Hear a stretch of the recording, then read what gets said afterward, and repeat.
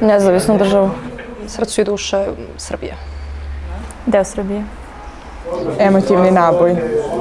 Region. Pokrajina. Nerešeni konflikt. Teritoriju. Pokrajina. Za mene patriotizam da poštujemo ustav, zakone i prava i slobode svih ljudi, svih građana. Ljubav prema celom balkanskom regionu, mestu gde smo rođeni, nevezano za to koje smo nacionalnosti. Bolest koju treba da prevaziđemo.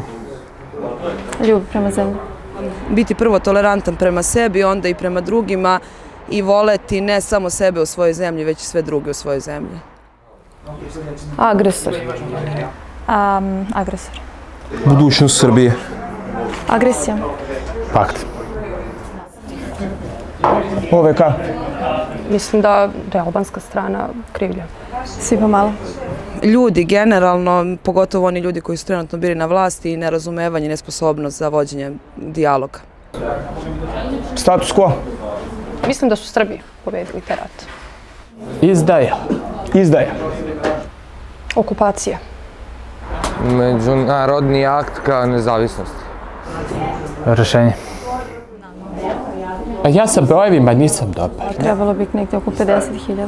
Oko 40.000 su procene sa Kosova, oko 400.000 su procene iz Srbije, ako se ne veram. Maksimalno 10, da čine 10%, maksimum, mada mislim da i manje. 100.000. Mulj. Paravojna formacija.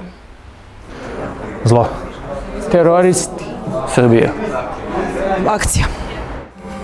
Oružani jeste. Nažalost nije. Nije. Nema sukoba među običnim građanima, ali na nekom većem nivou, ovom političkom, državnom, još nije. Mislim da nije i mislim da neće biti u skorije vreme. Hag. Zločinac. Plašim se da će doći do još jednog kraćeg sukoba oružanog i da će nakon toga doći do ozbiljnijih pregovora. Kada će se završiti ne znam, a pomogla bi bolja diplomatija i možda međunarodna zajednica. Završit će se kada ozbiljno otpočnemo proces pomirenja, odnosno nakon priznavanja Kosova od strane Srbije, možemo da pričamo o ozbiljnim procesu. Pa neće završiti skorije vreme, treba još jedno, pa 40-50 godina minimum. Pomoglo bi manje mržnje. Pa najveća prepreka je nacionalizam taj. I to što konstantno ne možemo da zaboravimo, ne da zaboravimo, nego da se pomirimo sa zločinom.